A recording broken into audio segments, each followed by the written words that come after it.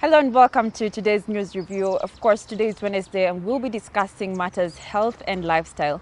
And of course, one of the top stories that we'll be discussing is what scientists have recently discovered, that most of the food that we are eating, our fruits, our vegetables, have been, poisoned with stuff like lead.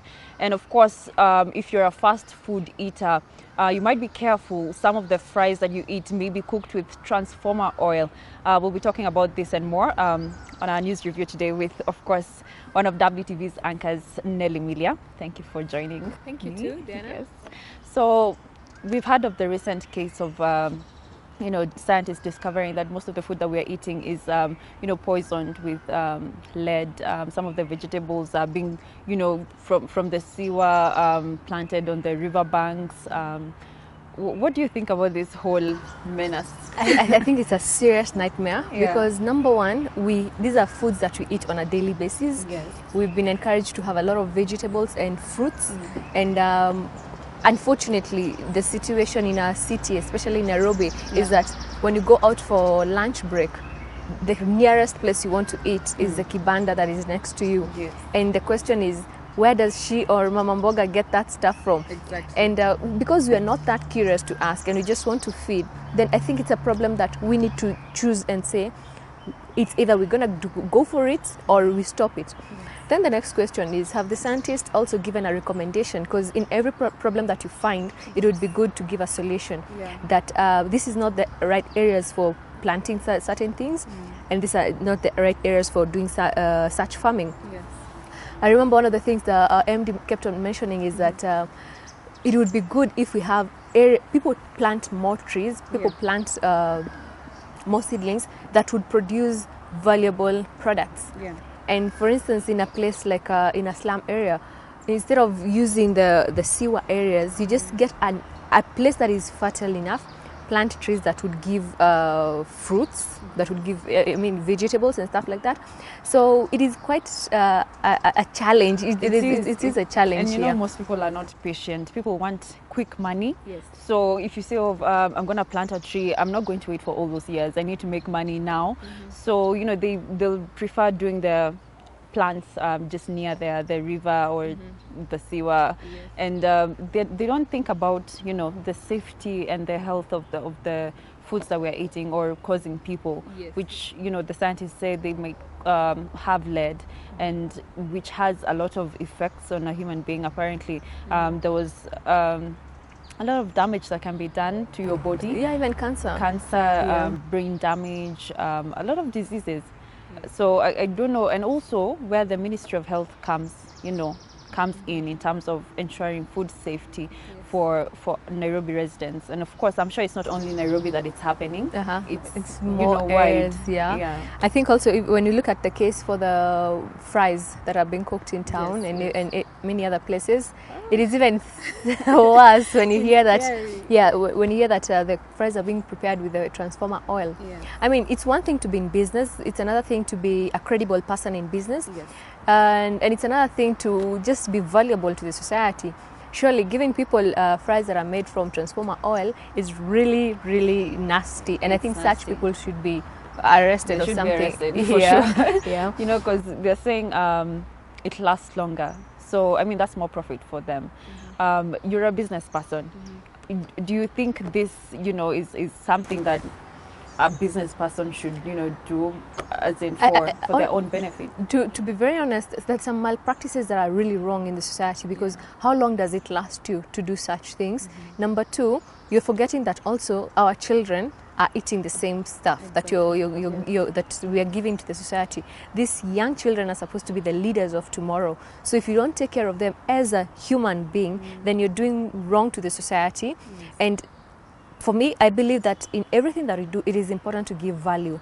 So if you're not giving value, you're actually destroying. Whoa, then I think even God is watching you in this case.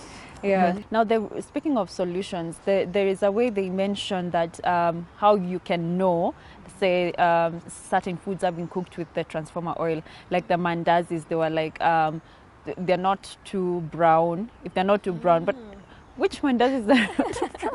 You'll still eat, you will not know. Yeah, especially if it stays in the heat for so long, Yeah. then it just turns brown to dark brown to black. Yeah, and then the bananas, you've heard of I don't know, there's this Yes. message going around on WhatsApp that the ones that don't have spots. Yes. So, you know, the bananas have been, I don't know, they were using ARVs or something like that so that they become riper very quickly. And trust me, those are not good bananas. So Yes. you might want to check when you're eating bananas if they have spots. It actually leads me to the next point where the question is, when it comes to all these products that people are preparing, Yes. who is the person who is checking the final product? Yes. There's a part for nutritional value and the facts about a product, and they're in the supermarkets. Somebody has done crisps that are already packed and put in the shelves. Yes. They've been made of transformer oil. Who checks that product and confirms that it's true? This one has protein this much. This has let's say oil this much, and things like that. Yes. Because when it comes to production of products, I think it's easier to have those regulatory bodies checking the products in a more keen way, so that people stop eating things that are not of good health and of good standards. Yeah, exactly.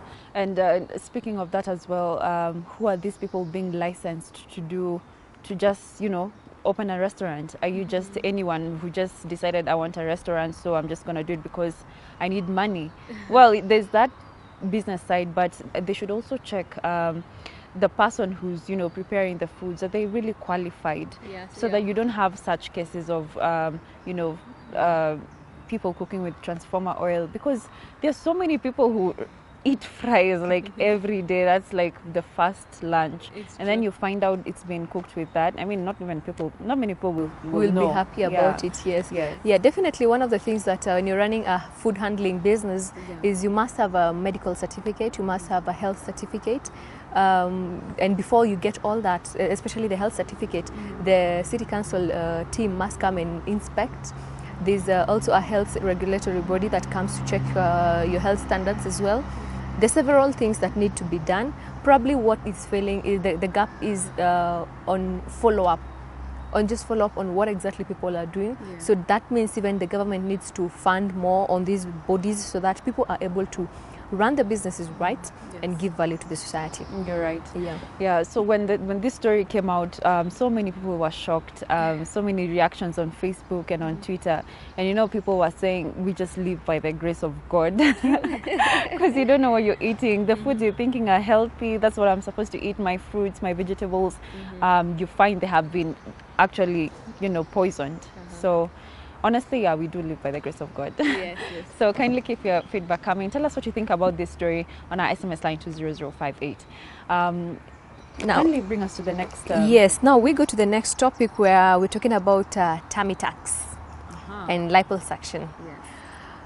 This is a discussion I think I've had over and over, but I think it's becoming a reality in Kenya. Where we have, just giving a definition of liposuction and even tummy tucks, is the fact that you need to, the removal of excess fats in some body parts. And for instance, maybe like this part, they usually have that, the fat that is here, and you just go to a doctor and then they get to take it out. I think some of the things that we need to discuss is, why do people do this? Well, I think it's more of an obvious, okay, not to say obvious, but I think the more obvious reason is that people want to look better. I mean, you would want to take that shortcut of going to the gym, dieting and all that. And if you have the money, because I'm sure it doesn't cost 2 shillings or 100 bob, you take a shortcut of just, you know, going to the doctor, getting your fat out. I think also, looking at from a mother's point, sometimes as a woman, as you're aging, the things that just change. It's like you feel like your body is fighting you. It's like doing things against your will. By the time you're getting a baby, when you're pregnant, your muscles expand, and when the baby is out, they just relax, but they don't tone up. So when the fact that you're trying to go to the gym, you're trying to have yourself looking good and everything, and it's not working out, I think that's where now you start thinking about those other ways, because for me it's an alternative. I would call it an alternative to to sorting to you looking good. Yeah. If you look at the areas that people really work on are the hips, the stomach, the breast, and it's with time. There's this thing about when in the corporate world you have to look awesome. awesome, yeah. So if the gym is not working out, probably because of your genes, yeah, Yes. you're like, okay, the next thing is what? I think I need a tummy tuck. And for me, I don't find it a big deal because I think when excess fat is removed from your body, it's actually a wake-up call for you. It's true. You need to take care of yourself next time, yeah? Yeah. And I think also these transformer oil fries are also not doing us any good, yeah, because definitely the more we take them in, the more dirt we have in our systems. And but I don't think also it's an option for so many people. What's your take on that? Well, I think so. First of all, how much do you think it costs? As of 6 years ago, it was a tummy tuck was going for 400,000. 400,000. So Yes. of course it's not for just anyone. Yeah. So, but I think for me, if I could, okay, I don't know if there is side effects after that, because of course I would want to know this is, I mean, after I get the excess fat out of my body, do I heal immediately? What is the process? What will it take for me to, you know, look good after? Yeah, you know, a tummy tuck or a liposuction is it's a surgery being done, and definitely for every surgery done on your body means you need to heal. You remember the way we were learning about the skin? It has several layers, and when you cut to the last layer, then that means you need also to heal. It's just the same as a CS. Yes. You can't just heal and just wake up and start going around everywhere. You need time to heal, and some of these things is a lifetime thing. You have to, you know, the skin has to take time.